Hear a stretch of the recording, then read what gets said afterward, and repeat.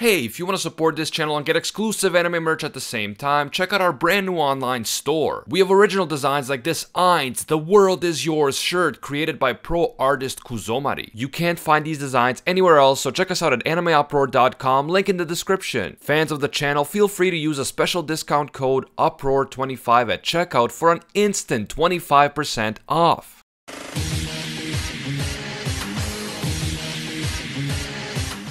What up guys, Goblin here for Anime Uproar, and today we are going to be talking about Goblin Slayer. I'm a fan, so I wanted to make a video about it as we wait for the next episode. If you're also a fellow fan and would like to see more Goblin Slayer videos in the future, definitely slay that like button like it was mean and green, and if you haven't, make sure to subscribe and ring that magic YouTube bell to join the strongest Goblin slaying team on YouTube. The witch from episode 3 really wants you to do it. Also, if you have any suggestions for future Goblin Slayer videos you want to see, definitely drop them in the comments. Now without further ado, let's jump into the facts. Fact number 1.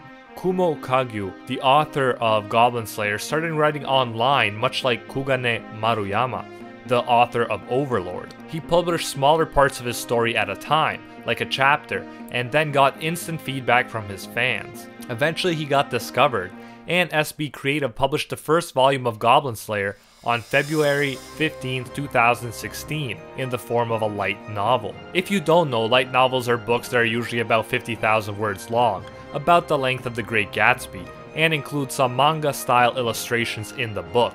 Like manga, successful ones are often adapted into an anime. The illustrator for the light novel is Noboru Kanatuki. For Kumo, the author, it was strange for him to write such a long project without the instant online feedback he had become accustomed to, so he regularly turned to his friends for feedback while working on the first volume. So far, 8 volumes of the light novel have been released in Japan, and 5 of these have been officially translated and published in English. In addition to these volumes, one more light novel was released, a side story called Goblin Slayer Side Story Year 1 in March 2018. I am very interested in this story because it is also written by the same author and it revolves around Goblin Slayer and when he was just starting out as an adventurer. I can't wait to read it, and you can actually pre-order the official English translation now on Amazon. It'll be dropping October 30th, 2018. Fact number 2. Along with the light novel volumes, there are also multiple manga offshoots of Goblin Slayer. The main manga adaptation is drawn by Kosuke Kurose and is published in monthly Big Gangan magazine, which focuses on seinen manga. Seinen literally means youth, but it's an older demographic than shonen. While shonen manga are mainly geared towards guys from around 12 to 18, seinen manga are mainly geared towards guys in their 20s to 50s. Anyone who has watched the first episode of Goblin Slayer probably understands why it fits into the latter category, especially since the manga is even less censored than the anime. 5 manga volumes have been released so far in Japan, and 3 of these volumes have been released officially in English. Besides the main adaptation, a Goblin Slayer side story Year 1 manga has been released based on the light novel of the same name. Lastly, if you are a hardcore Goblin Slayer fan, you should also know that the first chapter of the Goblin Slayer Brand New Day manga spin-off was released on May 25th, 2018, and this ongoing manga follows the lives of minor characters and further explores the world that Goblin Slayer takes place in. All of these adaptations make it clear that Goblin Slayer is very popular, and right now it seems like people just can't get enough. Fact number 3. Let's talk about the anime. Goblin Slayer was adapted by the animation studio White Fox. This is a perfect fit since the studio focuses on adapting dark fantasy light novels and other dramatic and mature content. And Goblin Slayer is definitely mature. White Fox released entertaining and financially successful anime like Re:Zero and Steins Gate, which is one of my favorite anime of all time. So let's just say that as far as studios go, I have my hopes high for this anime adaptation, and I think they've been doing a great job so far. Furthermore, the director, Takaharu Ozaki, also worked on Re:Zero and even Cowboy Bebop, albeit he wasn't the director, but still. If you contributed to Cowboy Bebop in any way, that's gotta be a good sign. all things considered, there's reason to have faith in this anime adaptation. Also, if we can go by the Overlord formula, which uses 3 light novel volumes to create one 12-episode anime season, then we should almost have enough light novel material for 3 12-episode anime seasons of Goblin Slayer. Man, that must be a lot of goblin slaying. Fact number 4. Next, we turn to Kona light novel ga sugoi, translation, this light novel is amazing, which is an annual light novel guidebook which ranks the top 10 light novels of the year according to readers polled on the internet. This annual magazine is a pretty big deal for light novel fans, and many of the light novels featured in it were turned into anime like Sword Art Online, Konosuba, ReZero, and Overlord, to name a few. In 2017, Goblin Slayer got 5th place in its category, beating out Konosuba, which got 9th, and scoring just behind Sword Art Online, which came in 4th place. And it did all this without anime hype. Now, with the anime finally out, I wouldn't be surprised if Goblin Slayer appeared on the top 10 list again in 2019, perhaps even scoring higher than 5th place. I guess we'll just have to wait and see. Fact number 5. A big source of Kumo's inspiration for Goblin Slayer comes from classic fantasy novels. Rather than being influenced by current works, Kumo admits that he is more heavily influenced by older fantasy stories, which is likely why his main character, unlike so many other main characters today, is actually from the fantasy world and not just a modern day person trapped in a virtual fantasy game. J.R.R. Tolkien, who wrote classics like The Hobbit and the Lord of the Rings book series, appears to be one of Kumo's influences. For instance, High Elf Archer calls Goblin Slayer Orkbolg. When asked what it means, she explains, and I quote, "It's the name of a sword that appears in our legends. It was a goblin slaying blade that would glow blue when an orc, a goblin, was near. In The Hobbit, there's a similar blade called Orcrist. It was made by elven smiths and also glowed blue when orcs or goblins were nearby. Another name for it was Goblin Cleaver, and the goblins called it Biter. Both blades had orc in their respective names, glowed blue, and slayed goblins." This is just one example of how Kumo pays homage to Tolkien in his own fantasy novel.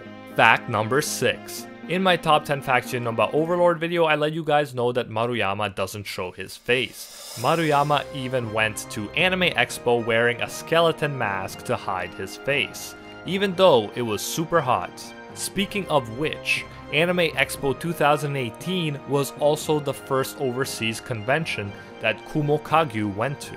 It was also where guests got a sneak preview of the Goblin Slayer anime.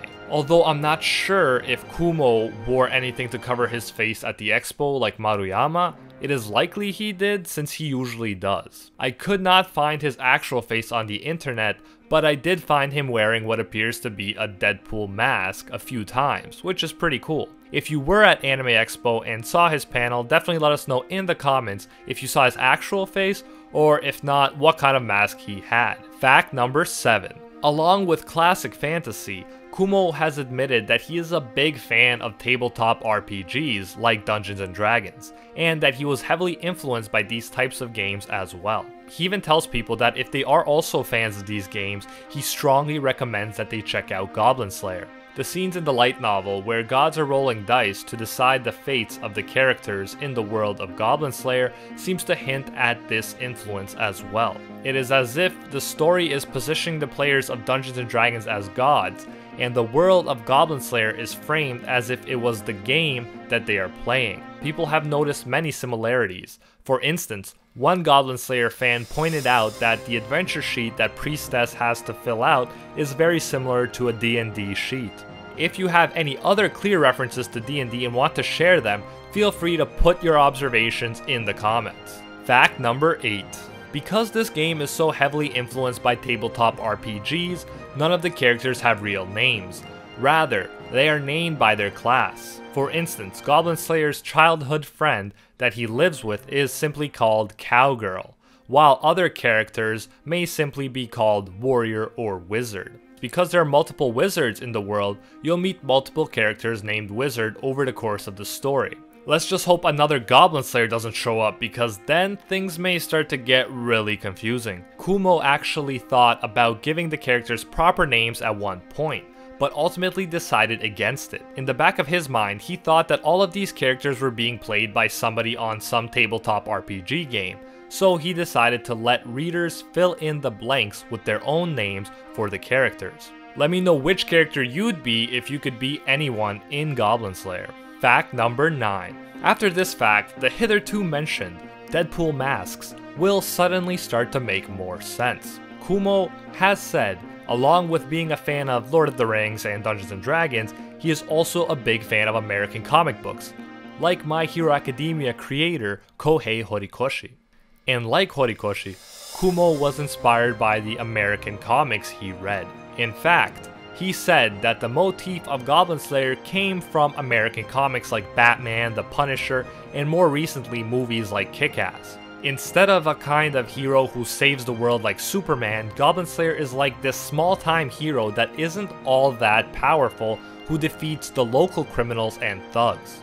He says he wrote the story as if a Superman-like character exists already, but on the side there is the Goblin Slayer doing his own thing. This is probably my favorite fact and one of my favorite things about Goblin Slayer. I absolutely love the fact that he's not trying to be a Superman and doesn't care what other people think. He's just doing what he feels is the right thing to do, doing the jobs that those who are seeking glory and fame won't. Fact number 10. You may well have noticed that Goblin Slayer's armor is pretty beat up, and this includes his helmet. What you may not have known is that his helmet used to have horns, like that of a bull, jutting out from each side. When Goblin Slayer was still a greenhorn, pun intended, he lost them. The first horn was ripped off by a goblin during his first goblin slaying mission. Then, instead of ripping the other one off himself, he does his goblin slaying business for a while with one horn. Then, surprise surprise, another goblin rips off the other horn. Then the Goblin Slayer, losing all his horns, including his green one, realizes that maybe it's not a good idea having horns for goblins to use as handlebars, and decides to go hornless from then on. And for a bonus fact, you may not know, but on YouTube you can also find a rare interview with Kumo on Joey's aka the Anime Man's channel. He also starts off that interview wearing his signature Deadpool mask, and there's a lot of good and interesting stuff there, so you definitely should check it out. Link in the description. That interview was an invaluable resource for this video since it is probably the only interview with Kumo that you can find at this time. My personal favorite parts of the interview were how unreal the Goblin Slayer's success felt for Kumo, and his advice to aspiring writers, which was, and I quote, "Just keep on writing and finish what you started. If you continue to do that over and over, it will eventually lead to something." I think that's actually great advice for anything you want to do, and if it's not writing, just substitute writing for whatever your passion is. Additionally, I'll link the official Goblin Slayer Twitter account in the description if you want to check out some extra Goblin Slayer material. The first tweet dates back to 2016, and it translates to, "I will not save the world, I just slay goblins." Isn't that just the best line ever? And you can also check out plenty of fan service images over there on the official Twitter if that floats your goblin slaying vessel. And that is it for today's video, guys. Thank you so much for watching. Definitely slay that like button if you enjoyed the video and want to see more Goblin Slayer content on this channel. Also, if you haven't, make like the subscribe button was green and like the magic YouTube bell just ripped off the horn from your helmet. Thank you so much for watching. I really appreciate it. And until next time, see you, Space Cowgirl.